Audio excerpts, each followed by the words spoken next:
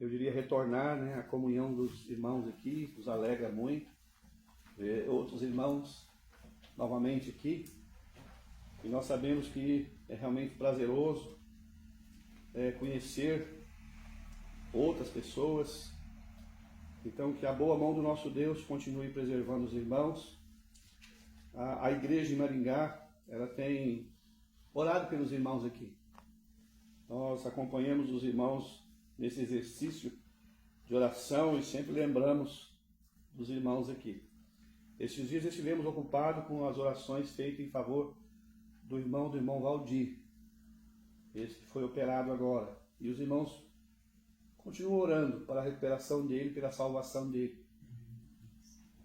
Como também lembramos sempre do irmão Beni, nas orações ali. Muito bem.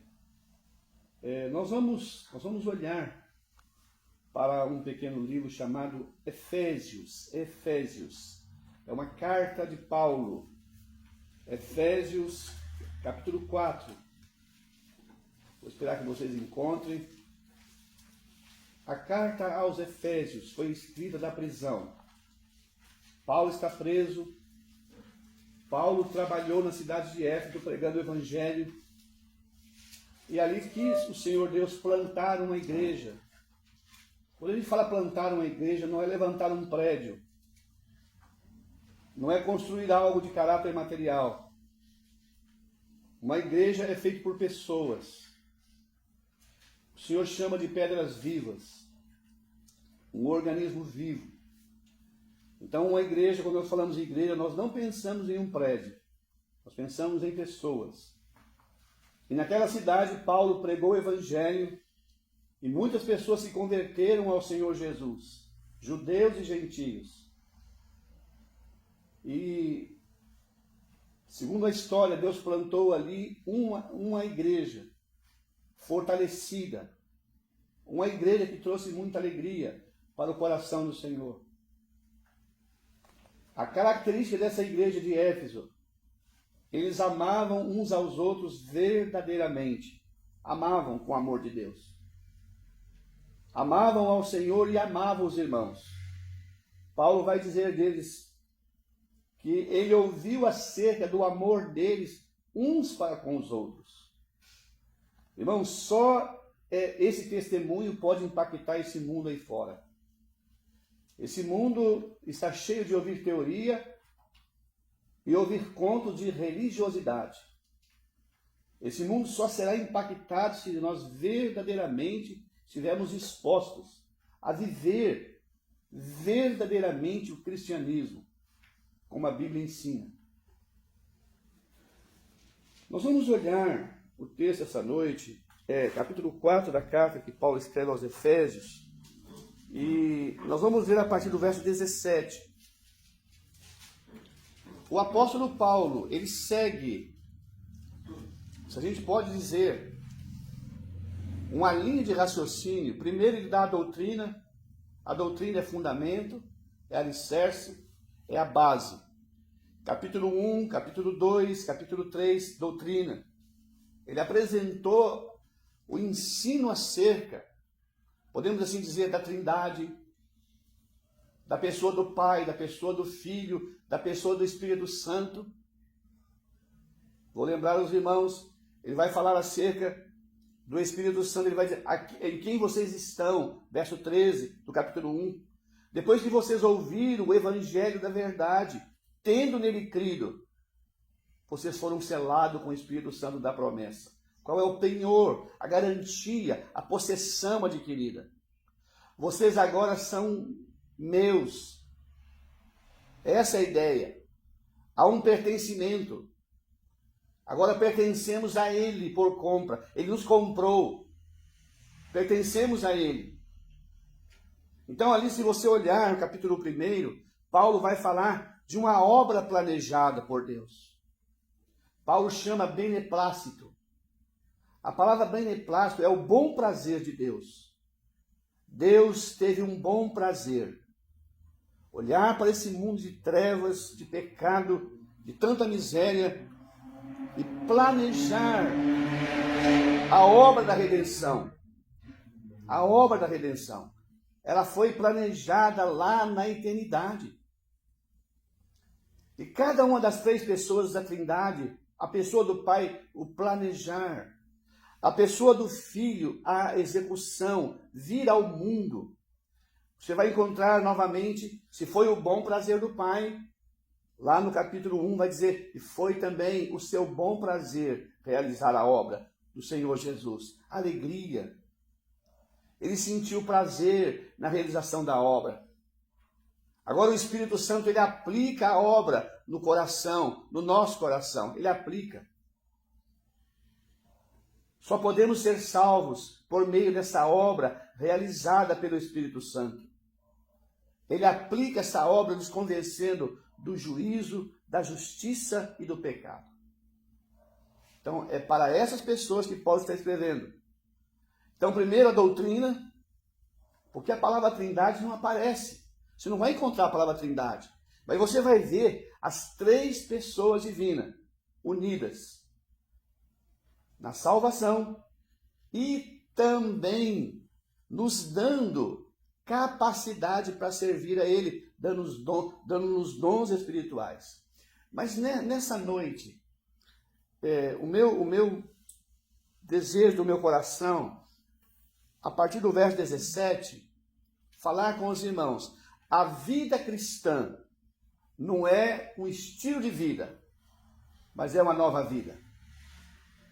A vida cristã não é um estilo de vida. Nós estamos olhando aí. Nós estamos olhando no mundo religioso como que impregnando um novo estilo de vida. E não é isso. A vida cristã é uma nova vida. Nós vamos pensar nisso.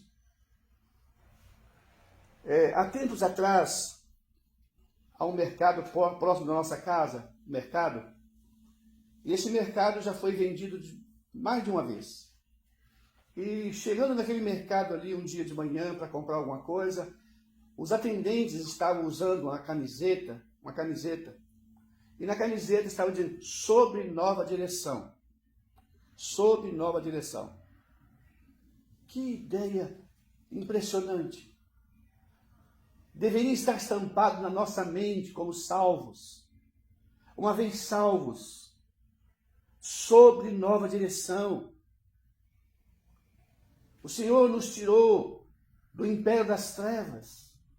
Ele nos levou para o reino do Filho do seu amor. Tirou-nos do império. Não pertencemos mais ao sistema do mundo. Vamos pensar nisso. Então vamos ler a partir do verso 17, a palavra de Deus. E digo isto e testifico no Senhor, para que não andeis mais como andam também os outros gentios, na vaidade da sua mente, entenebrecidos do entendimento, separados da vida de Deus, pela ignorância que há neles, pela dureza do seu coração, os quais, havendo perdido todo sentimento, se entregaram à dissolução, para com avidez cometerem toda sorte de impureza.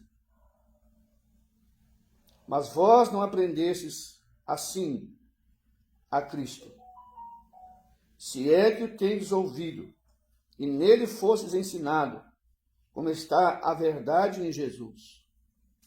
E quanto ao trato passado, que vos despojeis do velho homem que se corrompe pelas concupiscências do engano, e vos renoveis no espírito da vossa mente, e vos revistais do novo homem, que segundo Deus é criado em verdadeira justiça e santidade.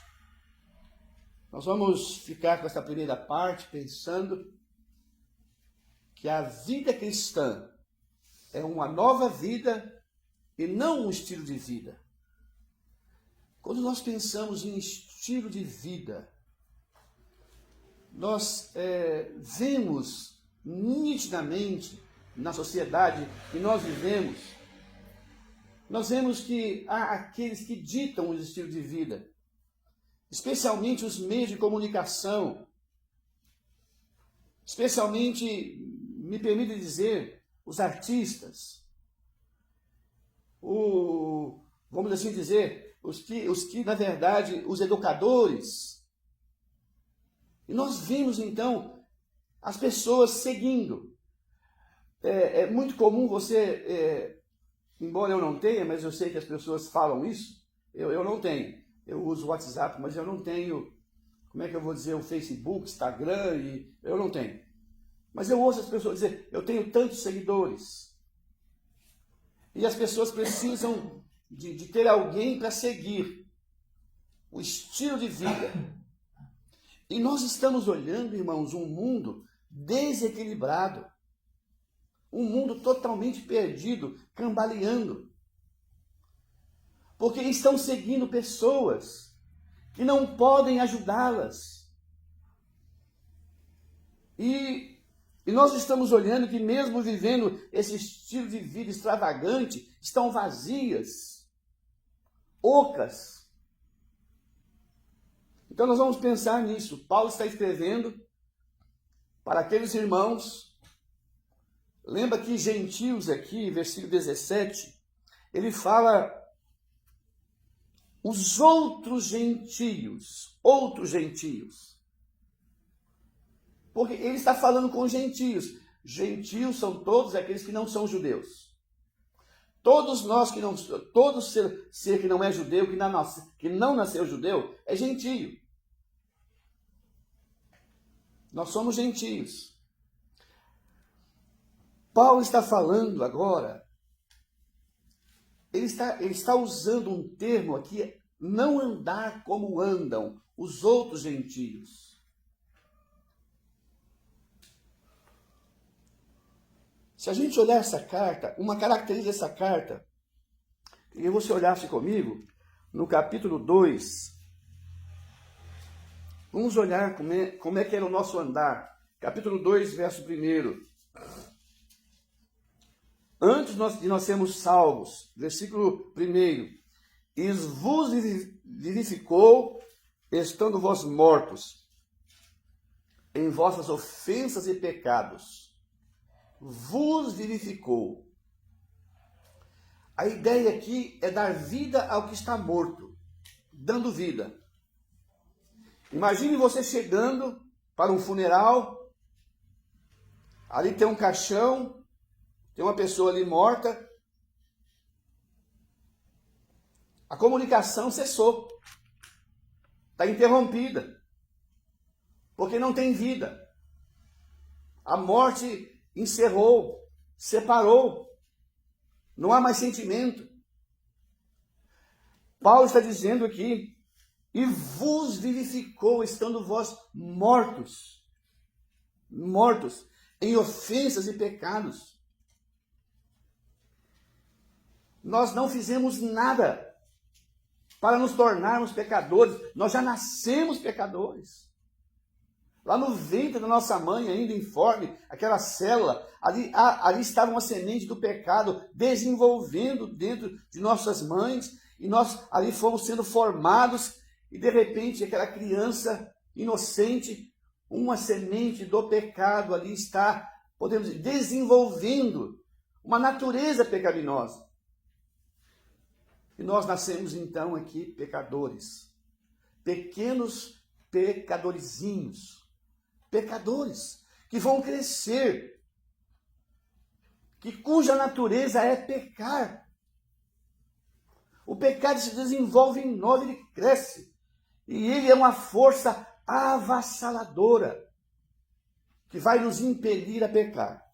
Agora, olha bem, versículo 2. Em que noutro tempo andastes. Queria que vocês olhassem o tempo do verbo. Andastes. Aquelas pessoas mudaram de direção. Mudaram. Estavam ouvindo o Evangelho.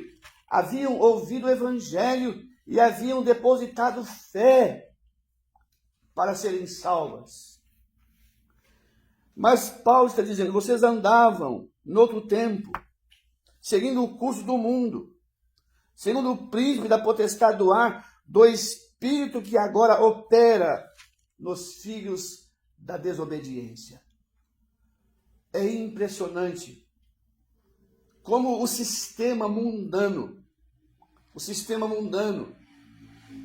juntamente com esse poder satânico, envolve o ser humano, aprisiona o ser humano, leva o ser humano a viver uma vida totalmente alheia de Deus.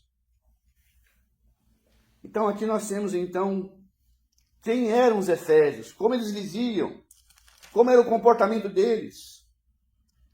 Então eles andavam segundo o curso do mundo, segundo o príncipe da potestade do ar, do espírito que agora opera nos filhos da desobediência. Essa palavra opera, a ideia é de domínio completo. A palavra no original aqui, aquele cabresto que é colocado no animal chamado cavalo, que vai numa carroça, eles colocam aquele cabresto e uma tapeira aqui, dominado. O animal está preso ali. Ele obedece, porque ele causa muitas dores. Paulo quer dizer, o homem está dominado. Mas esse homem está dominado por prazeres. Satanás sabe como dominar o homem, como dominar um jovem, como dominar todas as classes de pessoas, ele sabe. Ele é o príncipe da potestade do ar. E ele diz aqui, do espírito que agora opera, domina os filhos da desobediência. Irmãos, se nós sairmos por Piracicaba agora, andarmos pela cidade, nós vamos ver muitos crimes. Nós vamos encontrar muitas biqueiras. Nós vamos encontrar muitos bares. Nós vamos encontrar muitos prostíbulos. Esses lugares estão cheios. Se nós formos também agora mesmo no Instituto Médico Legal, nós vamos ver muitos caixões chegando ali. Uma ocupação tremenda de fazer autópsia em corpos de jovens que, através da overdose das drogas, do crack, da cocaína, deixaram de viver. Filhos da desobediência. Pensam que são livres. Paulo está escrevendo essa carta. Olha, essa carta está escrita há mais de 2000 anos. Parece que ela é atual. Então nós vamos olhar agora uma outra coisa. Eles haviam crido no Senhor Jesus Cristo, haviam depositado fé nele. Aí olha o verso 10, nós vamos pular um pouquinho, depois vamos voltar, talvez nesse texto em outro dia. Versículo 10, porque somos feitura sua. Depois de salvos, uma vez salvos, nós somos feitura. A ideia de feitura aqui é trazer a identidade, a aparência. Somos filhos gerados dele, por ele, para ele. Mas a palavra feitura aqui é poema. A palavra feitura aqui, Deus está escrevendo um poema da sua vida. Ele quer escrever um poema. Mas não um poema de desgraça. Não um poema de tristeza. Não um poema de fatalidade. Deus quer escrever uma história da sua vida. Somos feitura sua. Olha o que diz o texto aí, verso 10. Somos feituras suas, criadas em Cristo Jesus, para as boas obras. Agora a palavrinha novamente é, as quais Deus preparou para que andássemos. Eu queria pegar essa palavrinha, essa carona aqui, andar. O andar progressivo, gradativo. O andar que começa quando eu, pela fé, creio no Senhor Jesus. É esse andar que Deus quer que eu entenda. Sou chamado para andar com Ele. Andar em novidade de vida. A vida cristã não é um estilo de vida, é uma nova vida. Deus está nos chamando para uma nova vida. Não somos salvos por obras de justiça. Ele já falou aqui no verso 8, verso 9, que houvéssemos praticado por nós mesmos, nós somos salvos pela graça. Favor imerecível.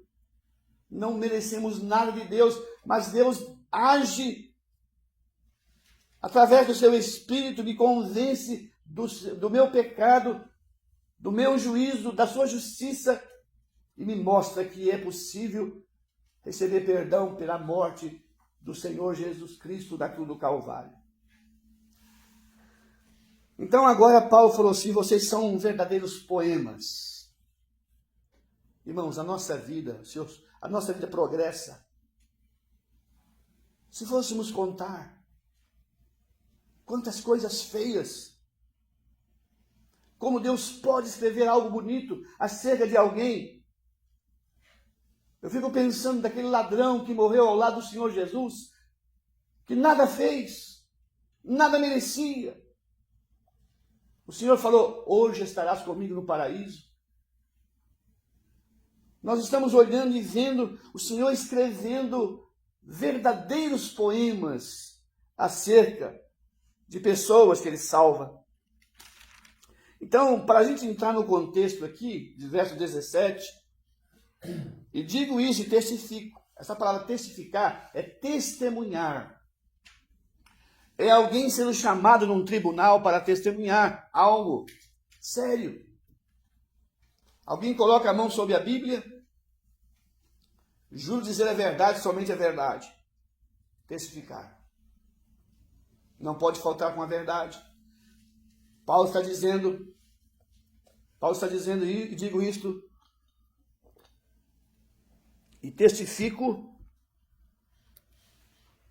no Senhor, para que não andeis mais como andam também os outros gentios. Irmãos, nos causa espanto, nos causa horror. Nós estamos olhando um estilo de vida vivida, me permita dizer, pelo chamado mundo evangélico, que tem sido um verdadeiro desastre, um escândalo. Paulo está dizendo, vocês não vão andar como andam os outros gentios, entenebrecidos. Primeiramente ele vai falar, antes de falar entenebrecidos, na vaidade da sua mente. Nós estamos olhando esse mundo ditando estilo de vida. Olhamos e vemos tantos seguidores. As pessoas imitam os seus seguidores. Os seus seguidores imitam aqueles a quem eles estão seguindo. Primeiramente, tentam falar igual, vestir igual, ser semelhante. É interessante. Nós estamos olhando naqueles dias ali em Corinto, ou melhor, em Éfeso. É assustador. E essas pessoas aqui não eram simplesmente pessoas das camadas sociais mais baixas, das camadas sociais mais altas, intelectualmente falando. Irmãos, os mesmos pecados que acontecem nas camadas sociais mais baixas, nas favelas, acontecem nos palácios. Irmãos, os nossos dias têm sido marcados por pecados na área moral dos mais baixos, na alta sociedade. Os chamados pedófilos. Os pedófilos. Eles estão nos palácios. São homens, podemos dizer, de alto nível intelectual, médicos, doutores, de toda a natureza. Ele está falando aqui exatamente da mente, a mente totalmente depravada, dominada. Irmãos, esse mundo está dominado por um poder sobrenatural das trevas. Então ele fala da vaidade da sua mente. Agora, a outra palavra, entenebrecidos. Entenebrecidos. A palavra entenebrecido aqui, irmãos, é totalmente obscurecidos. Aqui em São Paulo é costume você ver, pelas manhãs, onde eu morei em São Paulo, havia uma neblina. A neblina, quando ela abaixa, pelo menos na estrada, ela tampa totalmente a visão do que está na frente. Está entenebrecido, impossibilitado de enxergar a verdadeira realidade. O pecado nos cega. O pecado cria essa resistência na nossa mente. Paulo está dizendo, entenebrecidos no entendimento. Não é porque a pessoa, intelectualmente, ele é doutor, ele é doutorado, mestrado, que ele entende a verdade sublime do Evangelho. Pessoas estão lendo, até leem a Bíblia, mas sem uma compreensão. Olha o que o apóstolo Paulo, na carta aos Coríntios, capítulo 2, 1 Coríntios 2,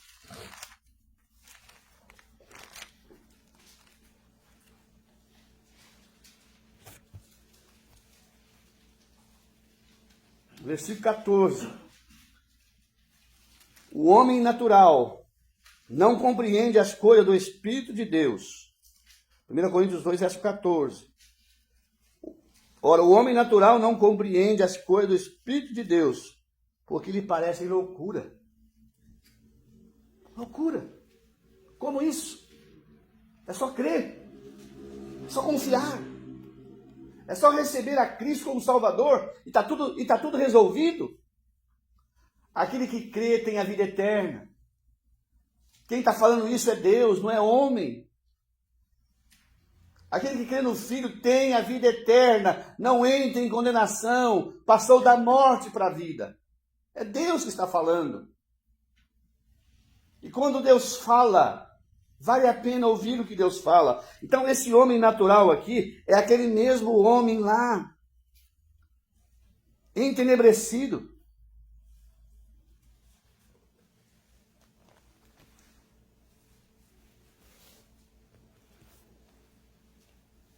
Dois amigos que moram na Inglaterra. Um certo amigo falou para o outro, hoje eu vou te mostrar a Escócia. E esse amigo tinha muita vontade de conhecer a Escócia, por não poder ir lá, mas ele falou que ia levar esse amigo num lugar muito alto, de lá ele ia poder avistar a Escócia. Ele levou esse amigo numa manhã, e quando chega lá em cima, essa neblina havia descido e coberto todo o horizonte. A vista não era aquela vista nítida. Ele não pôde ver a Inglaterra. Mas a Inglaterra estava lá. Então, é interessante olhar essa verdade aqui, essa palavra entenebrecidos. É totalmente obscurecidos, sem entender, sem entendimento. Agora, no verso 18, ele vai falar uma coisa aqui, separados da vida de Deus. Essa palavra vida aqui, tem duas palavras que descrevem a vida. A primeira delas é a biologia, que estuda a ciência, que estuda a vida dos seres vivos. A outra palavra que descreve vida é esta vida que chama Zoé, a vida de Deus. Zoé, não é bio. Não é da palavra biologia. A razão do homem não compreender essa verdade, o seu verdadeiro estado de pecado, de miséria, de depravação, é porque esse homem está separado de Deus. Não depende do seu conhecimento, dos seus estudos, dele ser doutor, dele ser em que posição ele está. É necessário essa intervenção da parte de Deus, separados da vida de Deus. Agora ele vai dizer mais uma vez, pela ignorância que há neles. Uma senhora estava distribuindo folhetos folhetos com o fim de evangelizar, indo de lugar em lugar. Ela estava entregando o folheto, ela entrou num escritório de advocacia. E ela chega ali, entrega um folheto para um advogado, e o advogado então olha para ela e fala para ela assim: a senhora acredita nesse Deus? A senhora acredita nesse Deus? Sim, doutor, eu creio nele. Creio sim. E esse doutor então falou: esse Deus conta piada. É, doutor, como assim? Olha, você já não leu aí que ele fala que um peixe engoliu um homem? É, doutor, fala mesmo. Fala que o peixe engoliu um homem, um grande peixe. Aí esse homem queria tornar aquilo um motivo de riso. Mas aquela senhora que não sabia ler, olhou para aquele doutor e falou: doutor, se a Bíblia falasse que o homem engoliu o peixe, eu ia acreditar, doutor, porque ela é a palavra de Deus. Simples, objetiva. Aquela mulher cria que isto é a palavra de Deus, escrita por Deus. Então, nós estamos olhando aqui, entenebrecidos, separados da vida de Deus, pela ignorância que há neles, pela dureza do seu coração. Pela dureza do seu coração. O ser humano pensa que ele está no controle de tudo, da sua vida, do seu destino. Eu sou livre, mas não é livre. Lembra lá no capítulo 2, andando segundo o curso do mundo, segundo o príncipe da potestade do ar. Agora no verso 19, os quais, havendo perdido todo sentimento, se entregaram à dissolução, para com avidez cometerem toda a impureza. Vou rapidamente falar algo aqui.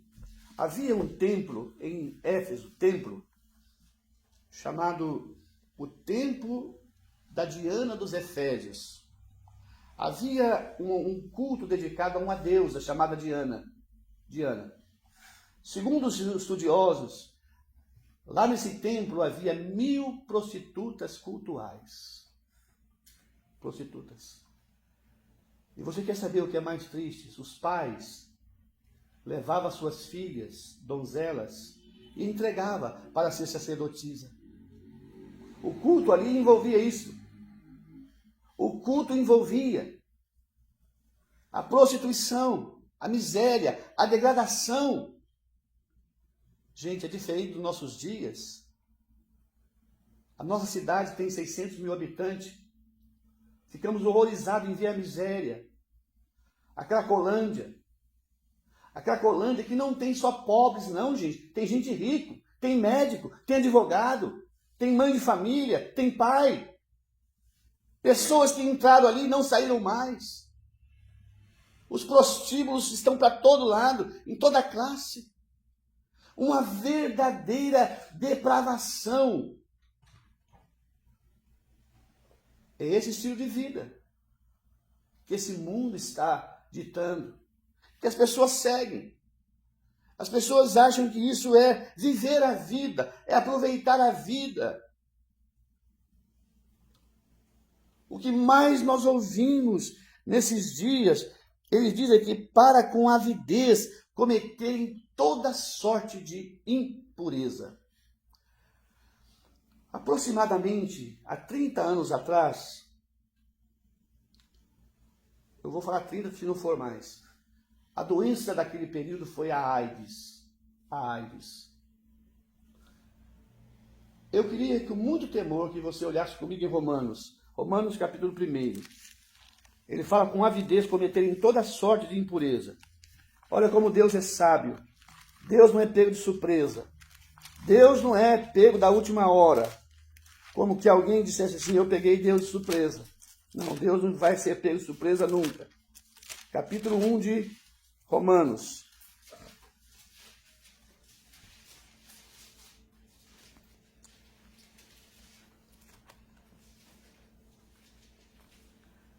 Versículo 18. Porque do céu se manifesta a ira de Deus sobre toda a impiedade e injustiça dos homens, que detêm a verdade e injustiça. Porquanto que de Deus se pode conhecer, nele se manifesta, porque ele o manifestou. Porque as suas coisas invisíveis, desde a criação do mundo, tanto o seu eterno poder, com a sua divindade se entende e claramente se veem pelas coisas que estão criadas, para que eles fiquem inexcusáveis.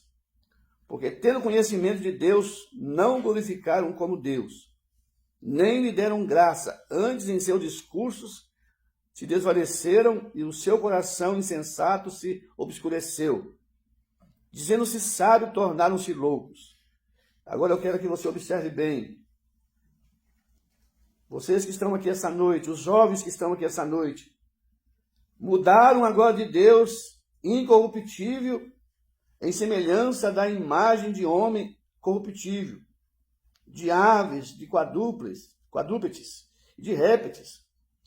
E por isso também Deus os entregou às suas concupiscências de seus corações, a imundícia, para desonrarem os seus corpos entre si. Pois esses mudaram a verdade de Deus em mentira e honraram e serviam mais a criatura do que o Criador, que é bendito eternamente. E ele fala aqui, o amém. Por isso Deus os abandonou às paixões infames, porque até suas mulheres mudaram o uso natural do contrário à natureza. E semelhantemente também, os homens deixaram o uso natural da mulher e se inflamaram em sua sensualidade, uns para com os outros, homens com homens, cometendo torpeza e recebendo em si mesmo a recompensa que convinha ao seu erro. E como eles não se importaram de ter conhecimento de Deus, assim Deus os entregou a um sentimento perverso para fazer coisas que não convêm, estando cheios de toda iniquidade, fornicação, malícia, avareza, maldade, cheio de inveja, homicídio, contenda, engano, malignidade, sendo murmuradores, difamadores, aborrecedores de Deus, injuriadores, soberbos, presunçosos, inventores de males e desobedientes a seus pais e mães, necios, infiéis, no contrato, nas afeição natural, irreconciliáveis e sem misericórdia. Agora eu quero destacar o verso 32. Os quais, conhecendo o juízo de Deus, que são dignos de morte, os que tais coisas praticam, não somente as fazem, mas também agradam aos que assim os fazem.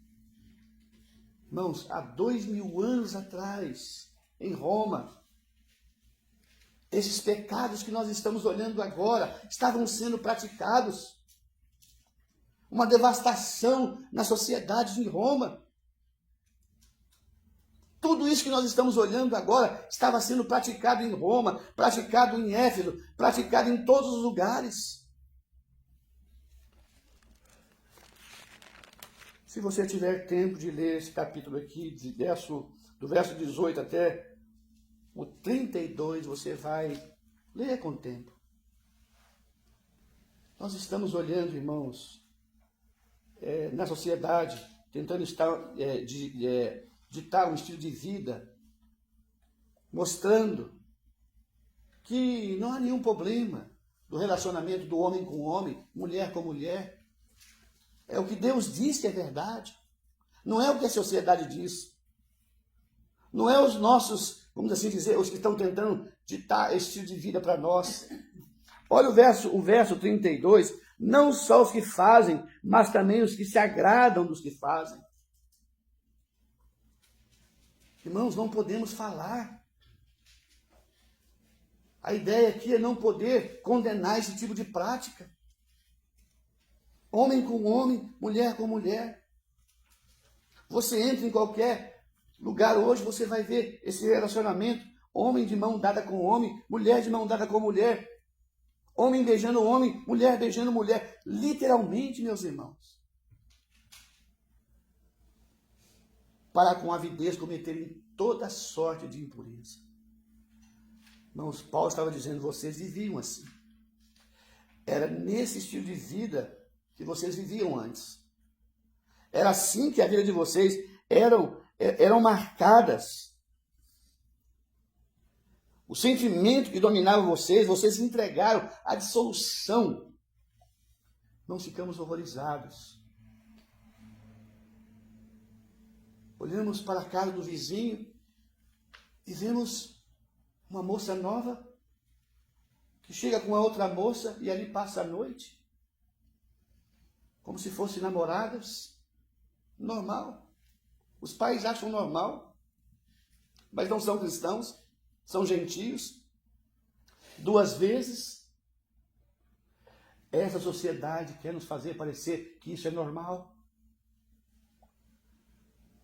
Paulo está dizendo, vocês viviam assim. Era nesse mundo podre, fedorento, que vocês estavam. Olha o que aconteceu com vocês, Colossenses capítulo 1, verso 12. Olha o que aconteceu com vocês, rapidamente, e a gente vai encerrar. Verso 13. O qual nos tirou da potestade das trevas.